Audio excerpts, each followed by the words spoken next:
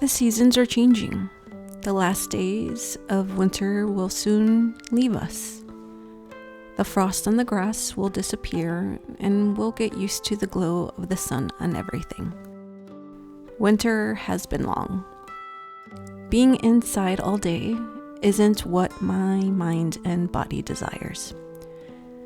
But in Scotland, as in Chicago, we must adapt and respect the limitations that Mother Nature enforces upon us.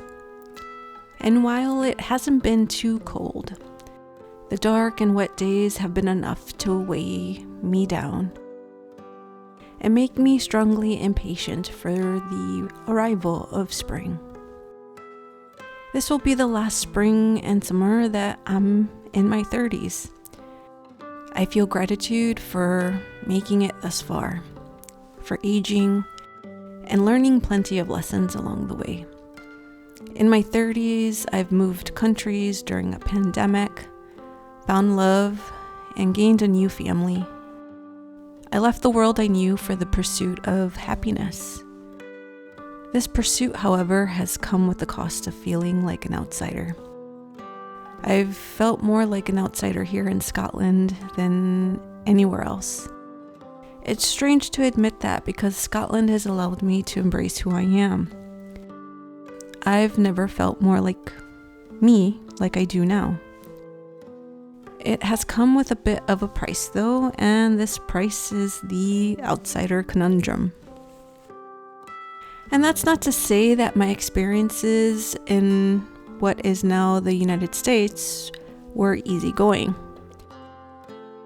You see, I never felt like an outsider as a kid because I moved through environments where Black and brown individuals operated businesses and schools were overfilled with kids who looked like me. I didn't expect music other than banda to be blasting on Saturday evenings from my next door neighbors. I knew I could always count on the paletero for a sweet treat after dinner, and I didn't expect any less flavor from the pizza being made by brown hands at Natty's. My world was brown, and therefore I never felt like an outsider as a kid. Even with all the systemic racism being protected by politicians of the 90s and early 2000s, my brown community had created a safe space where I didn't question whether I deserved to exist in Chicago. The safe space became smaller and smaller as I ventured out, and I became more and more educated. The people around me changed. I saw individuals who looked like me a lot less. I didn't hear my culture as I walked past houses to get to my classes at university. I entered classrooms where I felt I couldn't just sit anywhere. I was grouped with fellow students who didn't make eye contact with me. I sat at tables where I was poked fun for emphasizing my Mexicanness in class discussions because my nerves would get the best of me. I received pity cards from those who learned that I came from the south side of Chicago and had attended nothing but public school up to that point. I felt small long after I finished my bachelor's degree, but having returned to the city that loved me since birth, I had my community back. They were there ready to cook me up some pozole to make me feel better.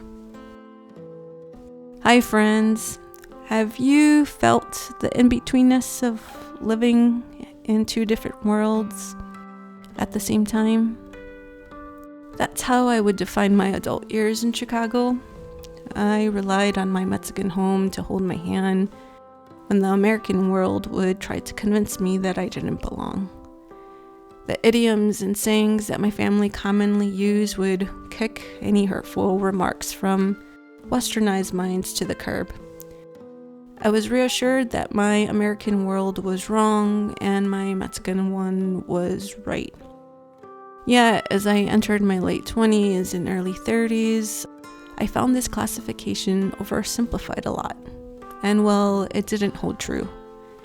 There were times in Chicago where I have felt like an outsider in both worlds. But you know what? I always managed to find comfort, cultural love in different places to help me cope. It was late conversations with my tia Laura. It was staying up watching Bollywood films with my sister. It was the puerquito that would be sitting on the kitchen counter because my dad thought of me. There was a comfort in my surroundings, from the taquerias to the supermercados. It was being in community with all brown people, seeing them, hearing them. My senses enjoyed the familiarity. There was a safety and perhaps care that I felt from being around complete strangers who were brown and spoke Spanish.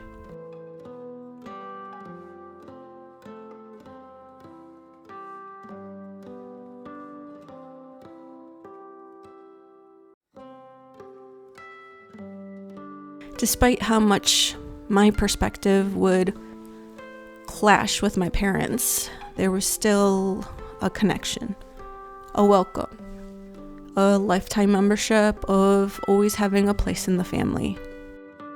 And that's because the corn husk still keeps us tightly together. The motherland lives within us, and it still sustains us with every tortilla, with every abrazo. The motherland has a history, and its history is the history of each generation, just with different struggles. I am who I am because of my culture. I understand and process things differently from the average Caucasian family. I don't come from a westernized culture. I don't come from a line of family members who received a formal education. I came from the indigenous lands of the Americas. My culture has descended from oral history, and our knowledge systems are rooted in it. My lifetime membership still exists, but I no longer have access to it like I used to. And this inaccessibility has magnified itself here in Scotland. My observations, reasoning, beliefs, feelings, all of it are outsider creations, responses to the people here. There is no cultural connection that holds me like my Mexican culture held me in Chicago. When I say that I'm not safe here, I'm not referring to the crime rates in Scotland, because this country ensures and protects its people to a degree that I've never experienced in Chicago. What I mean is that I'm not around brown people. I am not surrounded by people who I know wouldn't think twice to help if they were to see me in distress. I'm not just another brown girl with brown hair and eyes to my Latina community. There is no doubt that they would see me as a person, and as a person worth helping, worth saving. How do I know this? Because I've seen it. I've felt it. Because cultures of the Americas are strongly communal, and I have yet to experience this type of compassion anywhere else. I don't have the confidence that my neighbors here in Scotland would stand up for me. It's gonna be almost 6 years since I moved to Scotland, and I still get stared at because of how I look. The stares are typically obvious, long, and uncomfortable. It makes me feel like I'm an exotic, pet, an object, lesser than. They are stares that cement my outsider status in this country. So while the outside world here is trying to bring me down, my gut instinct is to seek acceptance inside. And while my husband does his best to create a loving space, the cultural differences require me to put words to something that I've never had to, and even then, I find myself not being fully understood. I'm used to retreating to a refuge where individuals could sense the intensity and sensitivity of my panic, because they could identify its root. They could do this because they lived in the Mexican culture, and more specifically, they had caught glimpses of what the Mexican culture looked like in my household, which explained my behaviors and feelings. I also believe becoming part of a family that has already been established before entering the picture adds to the outsider theme. When I married David, I gained a husband and a stepdaughter. On top of cultural differences, I constantly navigate my role in our household. There are times when I'm not included, or what I have to say isn't thoroughly processed and therefore not applied. I get confused with my role as a stepmom. I constantly remind myself not to get emotionally overworked because my stepdaughter has a mom and dad that are in her life. However, I still end up feeling excluded, like an outsider. Lately, this has hit me kind of hard. As you expect, my husband and his daughter have a tight relationship and love. My stepdaughter and husband have a circle of trust that I am not part of, and I totally respect that. The difficulty with that is I don't have my own circle, separate from David and his life, his family. I don't want to enter their circle because there already is somewhat of a hierarchy present in our family dynamic, and navigating through that on a daily basis is enough mental work for me. It's tricky, friends. I absolutely took for granted what I had in Chicago with my community, but at the same time, I don't think I would have realized how integral being in community is for my healthy existence. I don't feel balanced enough yet in terms of being settled here in Scotland, and I hope that changes. I wouldn't want to continue to feel like an outsider inside and outside my home. Friends, I'm going to pause my chat here and finish up this sketch so I can wrap up another lesson with Toby Sketch Loose.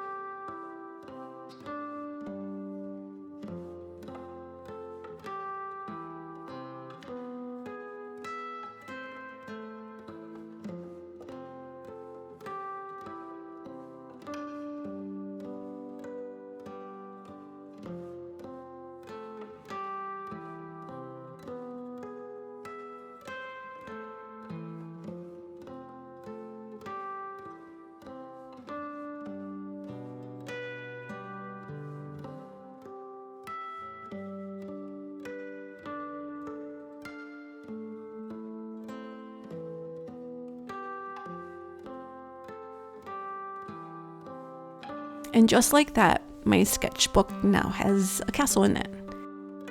I just need to take a pic now of my sketch and upload it to my account. Toby provides feedback for all his courses, and I'm looking forward to what he says. I already know that this guy is a bit overworked, but I'm curious what he has to say about everything else. Similar to my art journey, I think building a community here in Scotland is going to take time. My impatience tends to get the best of me, which leads to a few cries here and there. Being a Latina in the UK is not for the weak.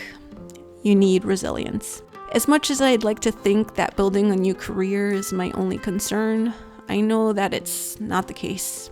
Building a community is just as important. No one deserves to feel like an outsider. But at the same time, you can't just think that it's going to change without making changes yourself.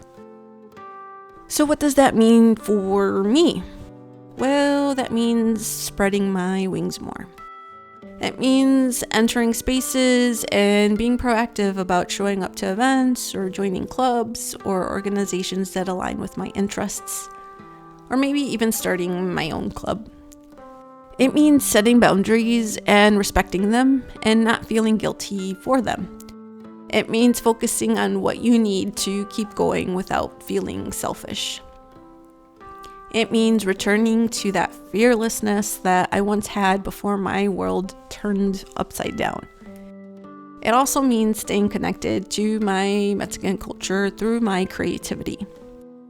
It means continuing on with online art courses so I can get to express the complexity of my culture through my art. So friends, thank you for stopping by and joining me today.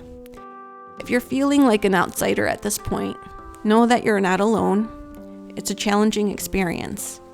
Once again, please keep in mind that no one deserves to feel like an outsider. Our personal, cultural, and social differences bring dimension to our world. These differences should never have been used for the term outsider to be based on. I know I can't take away this feeling from you, but I hope this conversation encourages you to have conversations of your own so that outsider feeling becomes less and less. See you next week, friends.